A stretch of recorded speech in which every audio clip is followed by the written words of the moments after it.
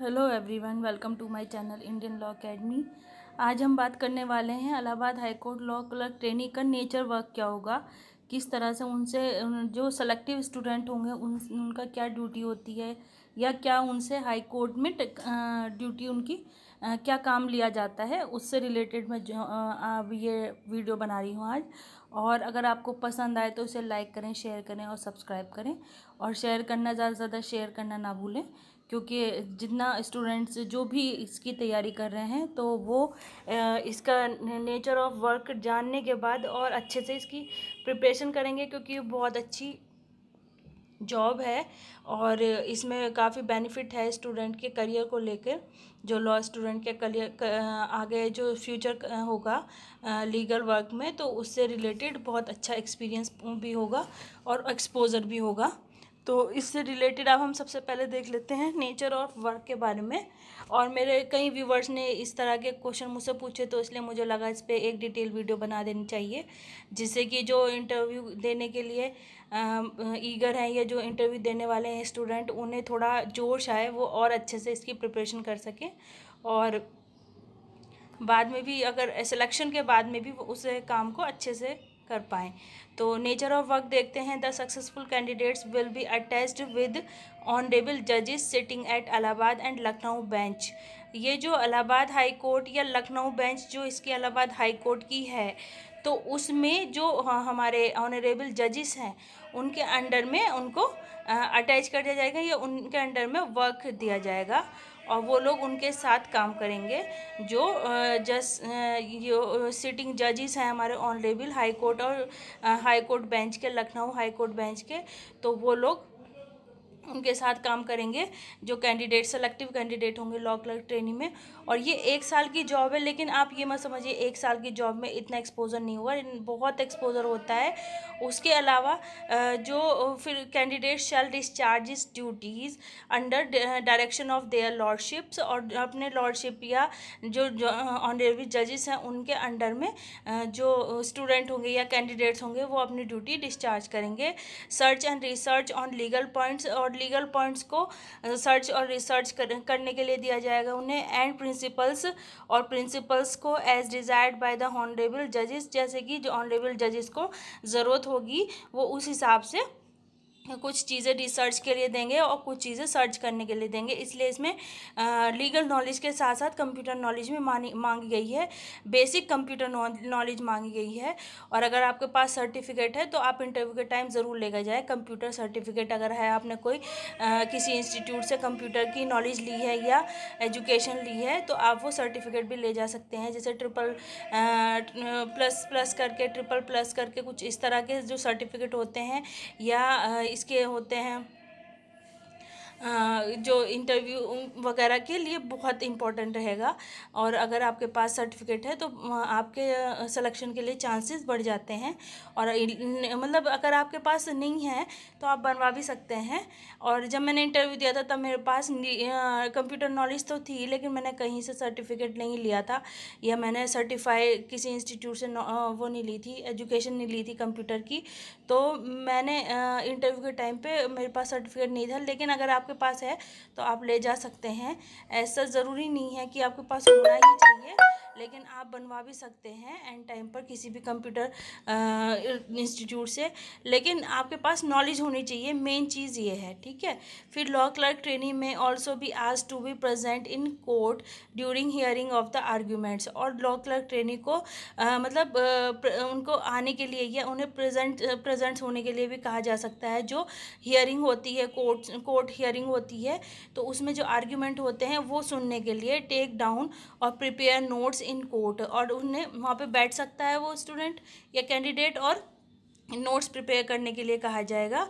और उसकी जो जिस जजेस के या ऑनरेबल जज के अंडर में वो है, उसकी कोर्ट प्रैक्टिस या कोर्ट हियरिंग के टाइम पे वो आ सकता है आर्ग्यूमेंट देखने के लिए या आर्ग्यूमेंट सुनने के लिए, उन्हें नोट डाउन करने के लिए या नोट्स प्रिपेयर करने के लिए भी कहा जाएगा, ठीक है। Proper maintenance of the case files, जो केस फाइल्स होता है उनका मेंटेनेंस करना होता है लॉ क्लर्क ट्रेनिंग का मेन काम।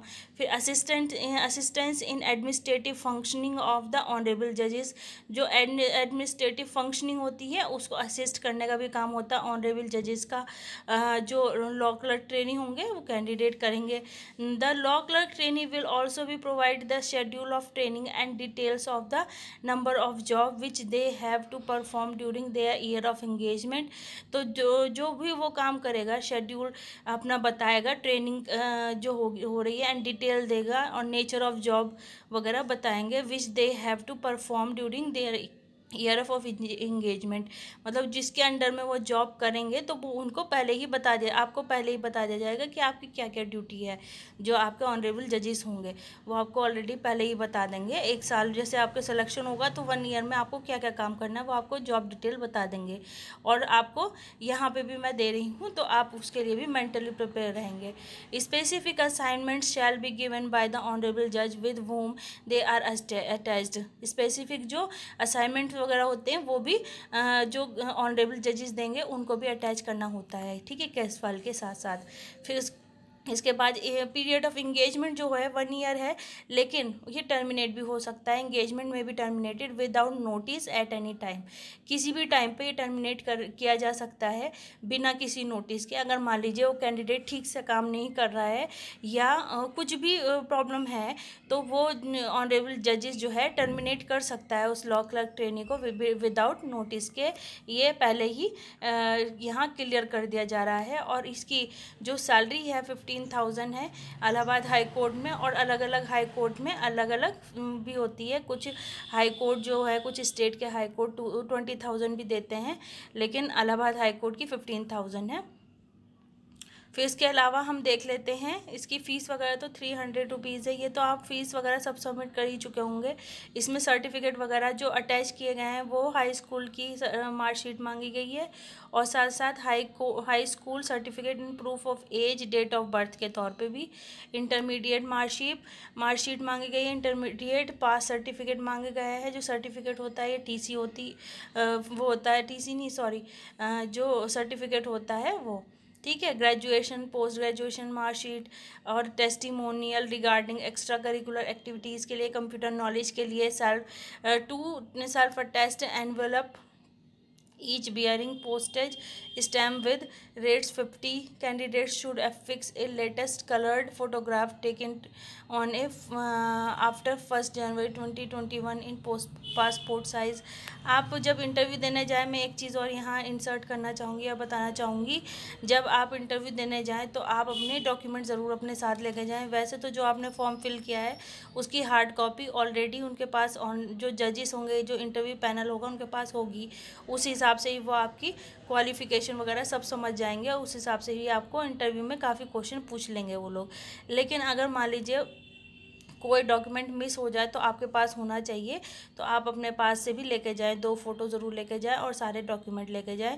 अभी इंटरव्यू की डेट तो अभी खैर आई नहीं है, जैसे ही आएगी तो मैं अपने चैनल के माध्यम से आपको इसके लिए भी इन्फॉर्म करूँगी। जैसे नोटिफिकेशन नंबर दे रखा है, नेम ऑफ पोस्ट दे रखी है law clerk trainee recruiting agency high court of Allahabad दे रखी है। एप्लीकेशन स्टार्ट डेट 19/7/2021 मतलब 19 जुलाई 2021 दे रखी है। लास्ट डेट 28 अगस्त 2021 दे रखी है।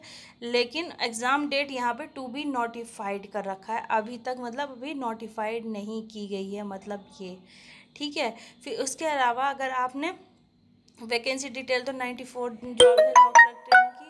फिर इसके बाद एलिजिबिलिटी क्राइटेरिया जो है 3 इयर्स या 5 इयर्स इंटीग्रेटेड लॉ ग्रेजुएट होना चाहिए, 55% मार्क्स होने चाहिए। और ये सब चीज़ें मैं इसलिए और बता रही हूँ यहाँ पे, जो स्टूडेंट ही मेरी और दूसरी पहली वीडियो नहीं देखी, इसे देख रहे हैं तो उन्हें थोड़ा और आइडिया हो जाए। इसके अलावा आप मेरी और दूसरी मेरे चैनल पर कई वीडियो हैं इससे रिलेटेड, आप वो भी देख सकते हैं अगर आप फ्यूचर में इसके बारे में इसे फॉर्म को फिल करने वाले हैं। और हाँ, एक चीज़ और मैं ये बताना चाहूँगी, अगर आपने 1 ईयर ये कोर्स, ये इंटर्नशिप कर ली तो एक तरह से ये इंटर्नशिप ही है, तो आपको हाई कोर्ट में और भी इस तरह की जॉब आती रहती है, आपको उसमें अटैम्प्ट करने के लिए इजी रहेगा। आपका लीगल नॉलेज के साथ साथ आपका एक्सपोजर भी बढ़ेगा, जिससे आपको काफ़ी चीज़ें पता चलेंगी। हाई कोर्ट में बहुत अच्छी अच्छी जॉब निकलती रहती है, गवर्नमेंट जॉब भी निकलती है। ये तो एक तरह की इंटर्नशिप जॉब है, या और हाई कोर्ट के जजेस के अंडर में इंटर्नशिप करना एक तरह से बहुत अच्छा रहता है। तो आप सब समझ ही रहे होंगे इस जॉब की कितनी मतलब वैल्यू। तो अगर आपको लगता है कि आप इसके लायक हैं तो आप इसके लिए बहुत अच्छे से मेहनत करें। ये ना सोचें कि इंटरव्यू में इतना ज़्यादा खास पूछा नहीं जाता। इंटरव्यूअर आपकी नॉलेज देखेंगे, साथ के साथ आपकी पर्सनैलिटी देखेंगे, इसलिए ड्रेसअप अच्छे से होकर जाएं। और अगर हो सके तो जो एडवोकेट्स वाली यूनिफॉर्म होती है तो आप यूनिफॉर्म में ही जाएं। जैसे गर्ल्स वगैरह सूट पहन लेती हैं, वाइट कलर का सूट, और अच्छे से मतलब ड्रेसअप हो जाए, और कोट ज़रूर पहने, और बॉयज़ पैंट शर्ट पहने और अपने कोट ज़रूर पहने, और बिल्कुल एक एडवोकेट की तरह लगना चाहिए। और ऐसा ना लगे कि आप जो है फॉर्मल ड्रेस में मतलब फॉर्मल ड्रेस में ना जाए, अच्छे से एडवोकेट वाली ड्रेस में अच्छे से तैयार होके जाएं, तो उससे इंटरव्यू पर अच्छा इंप्रेशन पड़ेगा। आपकी मतलब जॉब की से रिलेटेड आपकी सीरियसनेस को वो समझेंगे। तो और साथ के साथ आपकी लीगल नॉलेज भी बहुत अच्छी होनी चाहिए, क्योंकि देखिए जैसा मैंने बताया अभी कि जॉब की जो रिक्वायरमेंट है, नेचर ऑफ वर्क है, वो यही है कि जो केस लॉज होते हैं या केस वगैरह होते हैं उन सबको स्टडी करवाया जाएगा, ठीक है, और उन्हें अच्छे से प्रॉपर मेंटेनेंस भी किया जाएगा फाइल्स वगैरह का, और एडमिनिस्ट्रेटिव फंक्शन भी करवाए जाएंगे ऑनरेबल जजेस के। तो इसलिए लीगल नॉलेज होनी आपके पास बहुत ज़रूरी है। ये ना सोचे कि बहुत कम लीगल नॉलेज मांगते हैं, ऐसा नहीं है। क्योंकि आप लॉ स्टूडेंट हैं तो आपसे लीगल नॉलेज की बहुत एक्सपेक्ट करेंगे वो लोग। ऐसा नहीं है कि आपसे सारे केस एक्सपेक्ट करेंगे अभी तक के जितने भी केस लॉ है, लेकिन हाँ लीडिंग केस लॉज वो पूछ सकते हैं। जैसे आज अभी जो लीगल जनरल नॉलेज के हिसाब से, जैसे किसान आंदोलन हो रहा है तो क्यों हो रहा है, 3 फार्म्स लॉज में क्या है, ये बेसिक चीज़ें पूछी जा सकती है। फिर उसके बाद राबिया मर्डर केस के बारे में पूछा जा सकता है, क्योंकि ये लीगल नॉलेज से ही रिलेटेड है। मर्डर केस भी है प्लस रेप केस भी है वो, और इस तरह के और दूसरे केसेस के बारे में, इससे रिलेटेड रेप के प्रोविज़न पूछे जा सकते हैं। फिर ऐसे ही जैसे मैंने ये बताया फार्मर्स प्रोटेस्ट के बारे में बताया, तो इससे रिलेटेड आपके लीगल प्रोविज़न पूछे जाते हैं। क्या ये प्रोटेस्ट करना हमारा फंडामेंटल राइट है कि कॉन्स्टिट्यूशनल राइट है, इस तरह से पूछा जाता है। तो ये फंडामेंटल राइट है हमारा, आर्टिकल 19 में दिया हुआ है। इसके ऊपर मेरी एक वीडियो भी बनी है, आप चाहे तो वो भी देख सकते हैं। और साथ के साथ आप अमेंडमेंट वगैरह ज़रूर पढ़ के जाएँ, जो कॉन्स्टिट्यूशन में अमेंडमेंट हो रहा है, रिसेंट अमेंडमेंट 105 हुआ है, वो ज़रूर डिटेल में पढ़ के जाएँ।